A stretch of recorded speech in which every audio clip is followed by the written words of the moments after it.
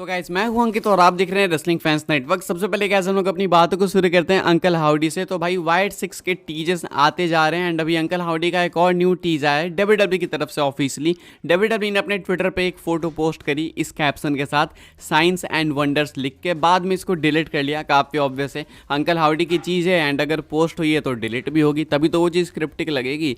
तो science and wonders करके एक फोटो पोस्ट करते हैं भाई यहाँ पे डब्ल्यूडब्ल्यूई वाले, बाद में इसको ट्वीट करते हैं। अब जरा फोटो के ऊपर नज़र डालते हैं तो अगर आप फोटो पे ध्यान दोगे तो आपको एक कोई तो चीज़ उड़ते हुए दिखेगी। अब ये कागज़ है या फिर कोई बर्ड है, पता नहीं क्या है, लेकिन कुछ तो कागज़ सा ही लग रहा भाई, मुझे तो एयरप्लेन टाइप सा लग रहा है वो पेपर वाला। लेकिन चलो जो भी है इसको साइड रखो, मेन डिटेल पीछे देखोगे तो भाई एक बंदा आपको ब्लैक बड़े से कोट में खड़ा हुआ दिखेगा एंड इसके बाल से साफ पता चल रहा है कि ये अंकल हाउडी हैं। तो अंकल हाउडी को स्पॉट करा गया यहाँ पे इस फोटो के अंदर एंड पता नहीं भाई कितना वेट करना पड़ेगा। डब्ल्यूडब्ल्यूई बहुत ज़्यादा वेट करा रही है। I think king and queen of the ring वो फाइनल टाइम होना चाहिए था जहाँ पे कि इनको अपीयर होना चाहिए था, लेकिन अभी के हिसाब से भाई इनकी हल्की सी झलकी देखने को मिली है। अंकल हाउडी स्पॉट किए गए हैं भाई ये जंगल झाड़ में जो भी है। तो अभी के हिसाब से साइंस एंड वंडर्स करके डब्ल्यूडब्ल्यूई ने एक और न्यू साइन दिया है अंकल हाउडी एंड उनकी वाइट 6 फैक्शन के डेब्यू का। अंकल हाउडी तो देखो भाई रिटर्न करेंगे, लेकिन वो किस वे में रिटर्न करते हैं अपनी फैक्शन के साथ वो देखना ज़्यादा इंटरेस्टिंग होगा। अभी के हिसाब से ये है लेटेस्ट अंकल हाउडी का tease.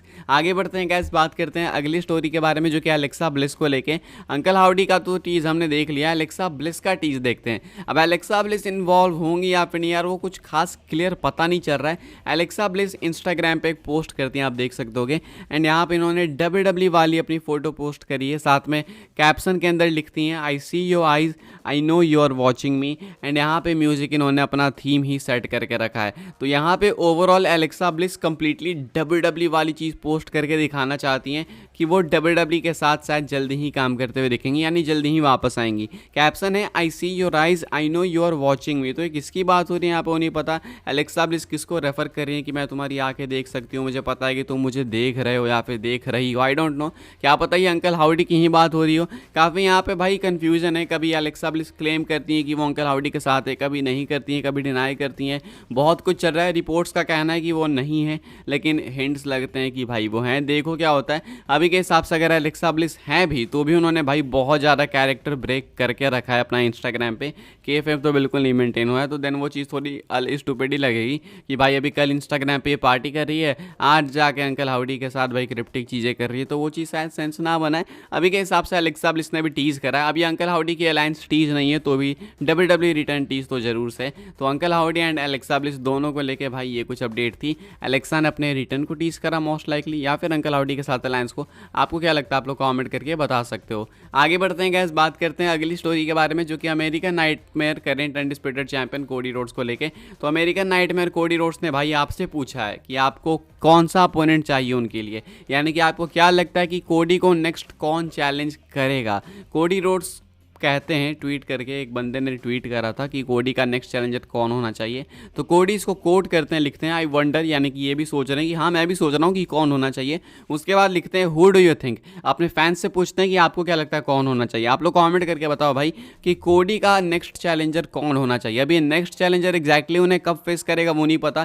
Clash of the castle में तो भाई कंफर्म नहीं है कि कोडी कंपीट करेंगे, हालांकि वो एडवर्टाइज्ड हैं, लेकिन कन्फ्यूजन है। अब अगर वो करेंगे भी तो शायद उनका मैच मेन इवेंट नहीं होगा, वो देखना होगा, धीरे धीरे क्लैश ऑफ द कैसल करीब आएगा तो पता चलेगा। लेकिन अभी के हिसाब से कोडी रोड्स आपसे पूछते हैं कि कोडी रोड्स के लिए नेक्स्ट चैलेंजर आप पिक करो कौन होने चाहिए। मेरे हिसाब से अगर मुझसे कोई पूछे भाई तो मैं एज स्टाइल्स को ला दूंगा, बिकॉज वही चीज़ सेंस बनाएगी वापस से। बिकॉज ऐसा तो है नहीं कि कोडी रोड्स किसी फ्यूड के अंदर है तो हम लोग कह सके दावा देके कि हाँ भाई वो बंदा सूटेबल है, कोई सूटेबल ही नहीं है भाई, चैलेंजर्स की कमी है, तो वापस से रिपीट करो। एज स्टाइल्स को हम लोग डाल सकते हैं यहाँ पे वापस से, लेकिन मेरे हिसाब से ये पैटर्न बहुत गलत पैटर्न है कि हमने बैकलेस में कम्पीट करा, देन उसके बाद नेक्स्ट चैलेंजर, फिर कंपीट करा king and queen of the ring में, देन उसके बाद नेक्स्ट चैलेंजर। ये ऐसे थोड़ी हो रहा है भाई, ये कोई रियल रेसलिंग थोड़ी है, बिल्कुल कॉम्बैट स्पोर्ट थोड़ी है कि एक हो गया तो अगला, एक हो गया तो अगला।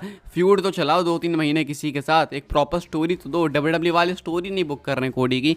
आखिरी स्टोरी अगर कोई इंटरेस्टिंग थी कोडी की तो वो रोमन रेंस एंड ब्लडलाइन के साथ ही थी, बाकी तो भाई किसी के साथ कुछ इंटरेस्टिंग देखने को मिला नहीं। लेसनर के साथ भी स्टोरी स्टार्टिंग में इंटरेस्टिंग लगी, उसके बाद बस लगा कि स्ट्रेच हो रहा है। रॉलिंस के साथ एक अच्छी स्टोरी थी कोडी की, ये मानना पड़ेगा। अभी के हिसाब से आपसे भी मेरा सेम क्वेश्चन है कि भाई आपको क्या लगता है कोडी के लिए अगले अपोनेंट कौन होने चाहिए, लिख के आप लोग बताना। आगे बढ़ते हैं गैस, बात करते हैं अगली स्टोरी के बारे में जो कि गुंथर को लेके, यानी किंग गुंथर को लेके। तो भाई किंग गुंथर ने बताया है, कंफर्म करा है कि वो बनने वाले हैं वर्ल्ड चैंपियन। गुंथर ट्वीट करते हैं कल रात को, लिखते हैं greatest intercontinental champion of all time, अपनी तारीफ करते हैं। उसके बाद कहते हैं king of the ring, and उसके बाद कहते हैं soon to be world heavyweight champion, यानी कि अपनी गिनाते हैं भाई अकॉम्प्लिशमेंट्स कि देखो भाई मैं तो ग्रेटेस्ट इंटरकॉन्टिनेंटल चैंपियन रह चुका हूँ, किंग ऑफ द रिंग बन चुका हूँ मैं, एंड बहुत ही जल्दी वर्ल्ड हैवीवेट चैंपियन भी बनूंगा। अगर आप नहीं जानते हो तो मैं आपको बता दूँ कि समर स्लैम में गुंथर को अपॉर्चुनिटी मिली है किंग ऑफ द रिंग जीतने के बाद कि वो वर्ल्ड टाइटल के लिए चैलेंज करें। अब उस टाइम जो भी वर्ल्ड चैंपियन होगा उसको चैलेंज करेंगे वो मंडे नाइट रॉ से, यानी कि ड्रू मैकिंटायर होंगे तो ड्रू मैकिंटायर को चैलेंज करेंगे, डैमिल प्रिस्ट होंगे तो डैमिल प्रिस्ट को, कोई अदर होगा तो उसको चैलेंज करेंगे। तो गुंथर के पास अपॉर्चुनिटी है, एंड गुंथर कहते हैं कि उस मैच के अंदर मैं टाइटल जीतूंगा एंड बनूंगा वर्ल्ड हैवीवेट चैंपियन। आगे बढ़ते हैं गाइस, बात करते हैं अगली स्टोरी के बारे में जो कि जिमी ऊसो को लेके।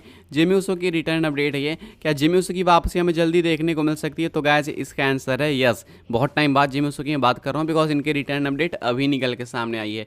तो क्या है ये अपडेट है, आप लोग देख सकते हो अपनी स्क्रीन के ऊपर। यहाँ पे बताया जा रहा है WWE is currently preparing to bring Jimmy Uso back to TV after he has been sidelined with an undisclosed injury. Upon his return, Uso will be looking for revenge against Solo Sikoa and Tama Tonga after they attacked him to write him off television. तो कहा जा रहा है कि Jimmy Uso को television से right of इसलिए करा गया था बिकॉज उनको एक अनडिस्क्लोज्ड इंजरी थी, इंजरी हुई उसको डिस्क्लोज नहीं करा WWE ने, तो इसलिए उन्होंने सोलो सिकोआ टामा टोंगा से अटैक करके उनको टेलीविजन से ऑफ दिलवा दिया, जो कि वैसे भी होना था, इंजरी होती नहीं होती तो भी होता। अब ऐसे में उसके बाद अब WWE प्रिपेयर कर रही है जिमी ऊसो के रिटर्न को। एग्जैक्टली कब होगा वो बताया नहीं है, लेकिन हाँ प्रिपेयर कर रही है। कुछ रूमर्स हमने सुने हैं कि हो सकता है कि क्लैश ऑफ द कैसल के अंदर कोई मेजर ट्विस्ट देखने को मिले।